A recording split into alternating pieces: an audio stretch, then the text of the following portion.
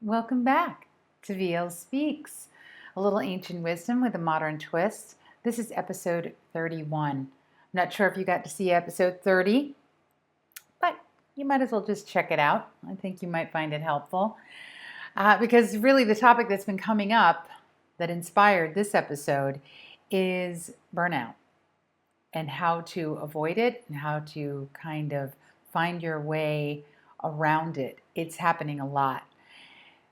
When we find ourselves getting stressed out and feeling like you have to do more and more in order to get ahead, because things are a little bit crazy out there. Yeah, even for the basic necessities, you find yourself pushing really hard and then losing sight of what really matters. And then you get burnt out. And usually when you get burnt out, you start to feel really torn down.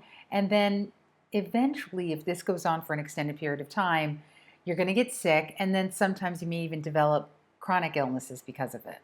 And then the cycle just keeps repeating itself. And so how do we avoid it?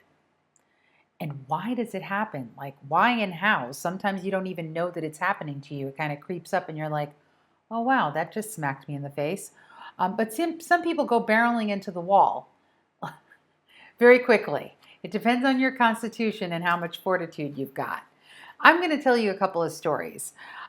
Just from an empirical standpoint, my experience is the best way that I can teach you. And that's really where I come from here, is teaching you from experience.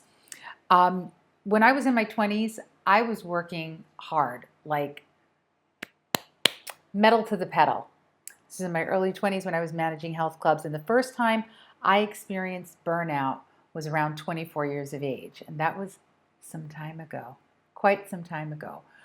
But I can remember it like it was yesterday. Because what started to happen was I started to have a situation where my neck would seize up, because stress will go to the weakest parts of your body and attack there first. Makes sense, right? So my neck would seize up on me, and then horrible rashes. And I was like, what are these rashes? And they had to do with stress. They were stress-induced rashes, and also having to do with the autoimmune system, which was when I first started to learn about the autoimmune system and how it works and how it will give you signs on your skin about, hey, there's something wrong here, things are out of whack. So it took me a little while to figure out that I needed to change what I was doing, and I changed working the company that I was working for. I stopped managing health clubs. And I decided I wanted to go into personal training, and that's when I decided I wanted to work with special populations, which you would think working with people who were injured and ill would be stressful, but actually because I was able to make my own schedule and then also pick and choose the kind of people that I wanted to work with after a time, it was far less stressful, and also there was more joy. So burnout wasn't so high, okay? The next time that I experienced burnout, it was way more extreme. This went right around 9/11. It got really bad after 9/11. Huge anxiety attacks, and also pushing the pedal to the metal, just going full tilt on working. And this time, there were a lot of warning signs. This is now 9 years later, in the 30s. There were warning signs there. My body was warning me, but they were new and I didn't understand it. And also I was dealing with like fear-gripping anxiety attacks anytime that I would drive anywhere near the 9/11 site. And what happened is that I did wind up getting ill. And I've talked about this in a previous episode in regards to illness. It's a great teacher, but if you can avoid it, please do. Because it took me about 4 years to recover from that, and learned a lot of lessons about what can happen when you're pushing yourself way too hard. Even in the last episode, I was talking about a couple and how they just were constantly play hard, work hard, and it eventually all catches up with you. So Why? Why do you find yourselves? I mean, maybe you're not experiencing this, but I've got people around me that are experiencing burnout. I've gotten much better at managing stress and also workload. But why does it happen to some people? I mean, it could be that you're taking too many things on at the same time. Maybe you feel like you need to compete with a coworker, or just comparing yourself to other people that you don't even know, feeling like you need to go and get there and get whatever it is that you think is there for you. Um, Also, not knowing when to say no, like not having healthy boundaries. Maybe that's it. Maybe you are a people pleaser. Have you thought about that? It's good to know why you're getting to the point of burning out, because that's the only way you can identify what it is that you need to change. But I do hear more and more people talking about it.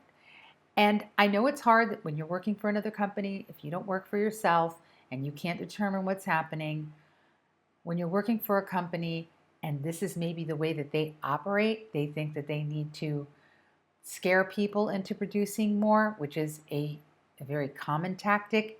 I think it's kind of outdated. It's definitely outdated. There are other ways of motivating people.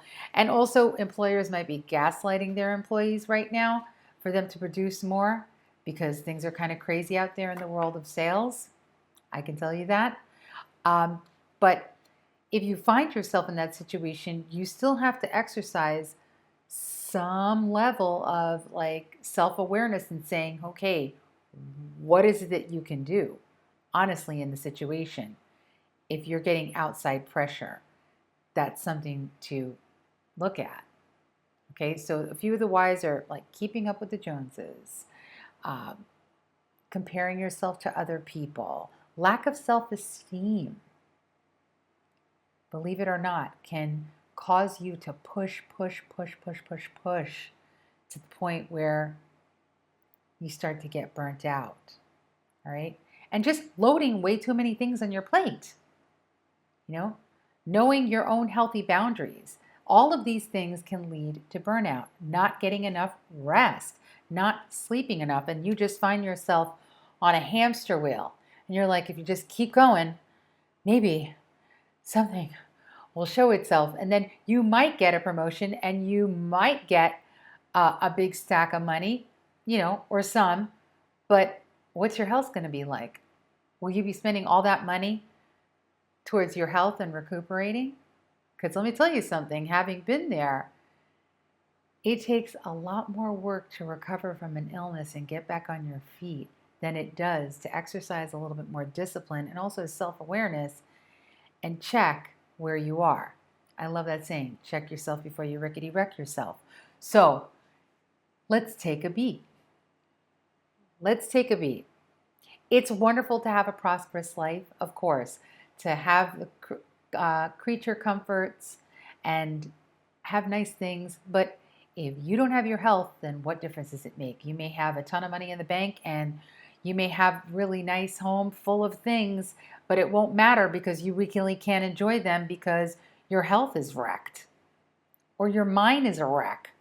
And let me tell you something, wealth, the origin of that word has to do with your health, your physical health, your mental health, not just money. All right? Take that into account. All right. So, questions you can ask yourself. I know, I'm making you do some work. Did you bring your journal with you? I know, I'm kind of a tough teacher, but you know what? Writing things down helps you bring them forward so that you can look at it on the paper and go, yes, needs to be done. All right. So ask yourself, do you feel balanced? Because probably if you're burned out, you're not feeling balanced. You probably feel like you're a bit out of control. Things are a little bit out of control, and how do you regain it? That's probably what's happening, but ask yourself anyway. Is your life balanced? And does that mean, do you take time to have some relaxation time? Do you have time to do something that's fun? Maybe a hobby, spend time with your family, spend time with your friends or your beloved, whoever it may be, your pets, who knows, whatever. Is your life balanced? Also has to do with your eating as well. Are you using drugs and alcohol to escape from the stressors in your life, which, by the way, just add to burnout? Just saying. It adds to the burnout equation. But think about it. It's one thing to enjoy a cocktail or a glass of wine, and you're doing it to be festive and joyful. But if you're doing it to escape your life, that is a different story. Are you doing that? And then so then you're doing that. You're using maybe drugs and alcohol to get you to blow off some steam. Then you find you can't really sleep because alcohol does mess with your sleeping patterns. Believe it or not, you may pass out, but then you're going to get up in the middle of the night. Um, then you're using sleeping pills to sleep, which is a really bad combination with other drugs and alcohol, but people do it. Seen it many times. And then when you get up, you're so whacked out and that you use stimulants to wake yourself up during the day to go right back into that grind. Does that sound familiar to anybody? I don't know. You don't have to admit it to me at all here in this forum, but it's important that you admit it to yourself. Right? Don't lie to yourself about what you're doing to yourself and your body, because there's no escaping this body. You're in it until it's time to go. It's just a matter of how gracefully do you want to live while you're still here and enjoy life fully. Alrighty, so you're looking at that from a very, very good microscopic lens to look at your life and go, what's going on here? I would say where to begin is to take an inventory of what's really important to you. Write down a list of things that just come to your mind. Let them just flow. What's important to you? What really matters? What do you want to see for yourself in your life? And then take that list and look at it and go, okay, are there any common themes? Are there themes here that are just kind of glaring at you, right? That you have not been paying attention to?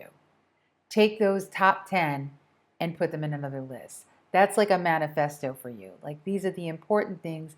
These are your values that are important to you in your life. And what I would make sure to add to that inventory is your health, your mental, your physical, your emotional, your spiritual, your financial. If you're at that age, where finances are a big thing about you, it better be in there. Okay, that is the beginning, right? Your health, because without it, you don't have anything. Without a balance, I said it before, I don't have to say it again, but start looking at that. What are your top 10 things that you want to look at and go, okay, how to get to those things on the list? Maybe you're doing some things that are good. You just need to tweak a few things. It depends. Not everybody is the same. But you do need to be honest and kind with yourself about this. Number one is making sure that your life is infused with a connection to the life around you, to all life around you, because we're all connected. And that's a really good way to approach a spiritual life. I've always thought of, I'm not a religious person, even though I was raised religiously, but I do consider myself a spiritual person. And when I think about spirituality, it's everything. It's not one thing. It's how I view and I approach everything in my life.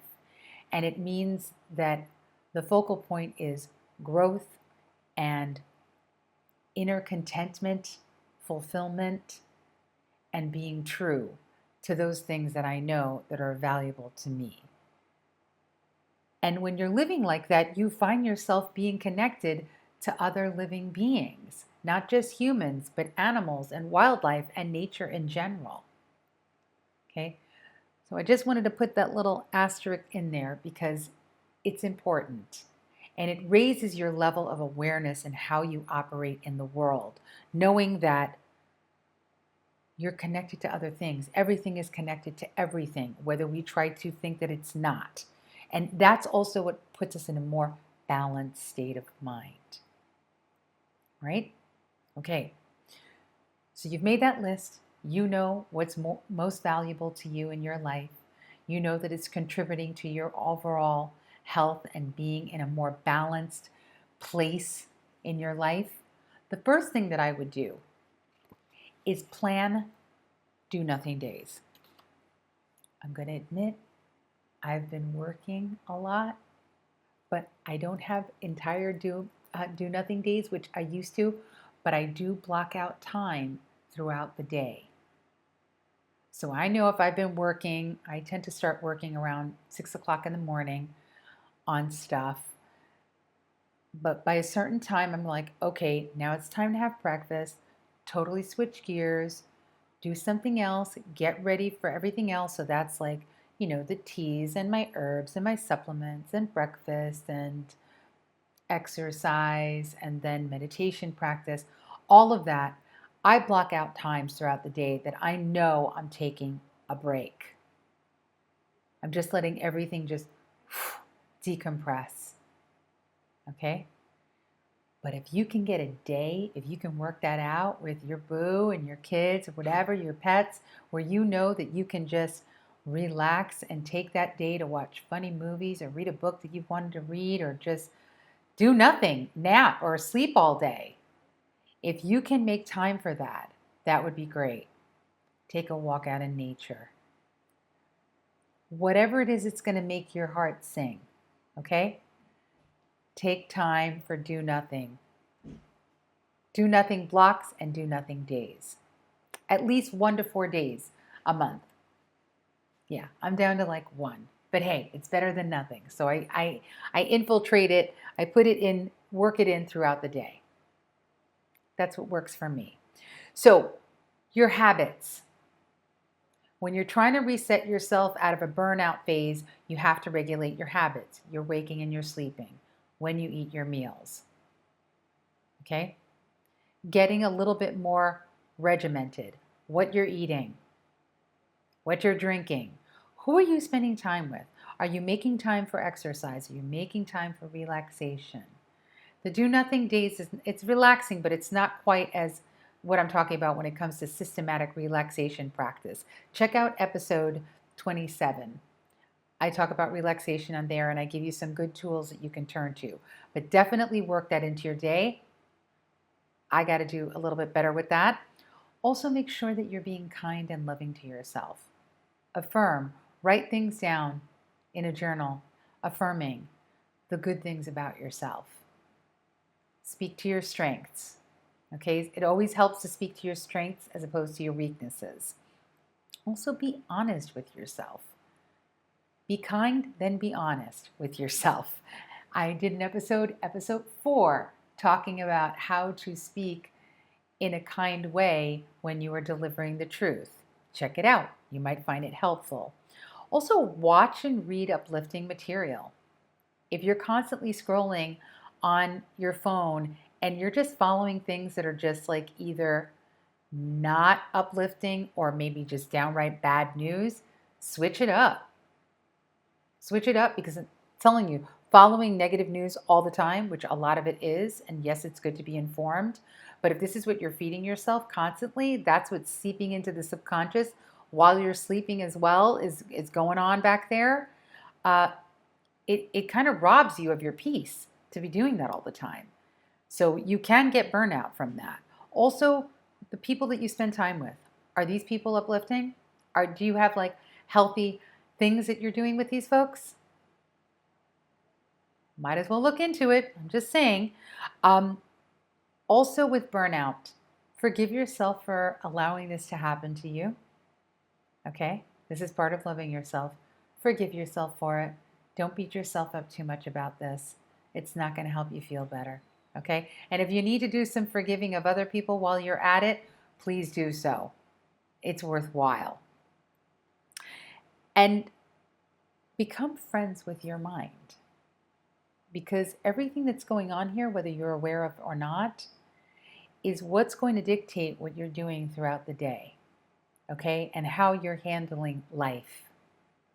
So become friends with your mind. And there's different ways that you can do that. You can check out episodes 12 and episode 28 if you want to learn a little bit more about that. I'm not going to get into that now because it's already there for you. So just do things that are loving for yourself. Cook a delicious meal. And if you're not that great at cooking, cook with a friend or your spouse or your lover or your child. Maybe they're maybe better at it. But just doing it together, doing these kinds of things, nurturing yourself with other people.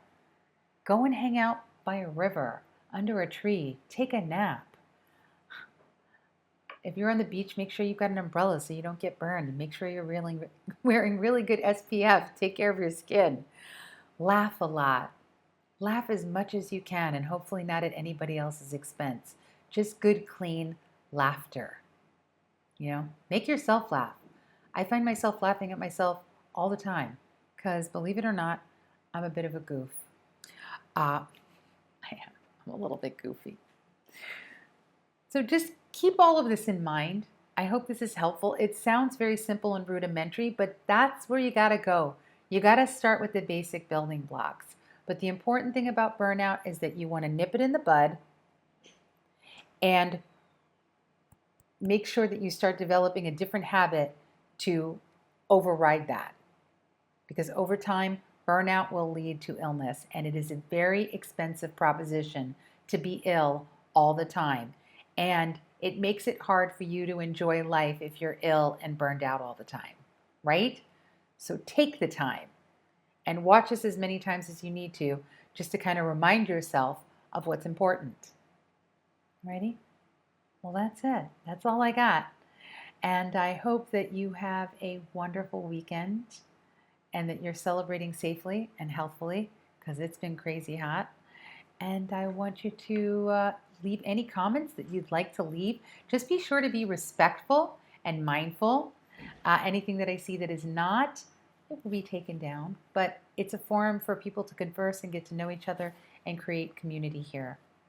All right. If you'd like any inspiration on skillful living, you can check out at Skillful Artful Life on YouTube and Instagram. I am conducting interviews with some pretty cool people, and that might inspire you as well. All right, now I'm really done. Thank you for tuning in. Take good care. Until next time.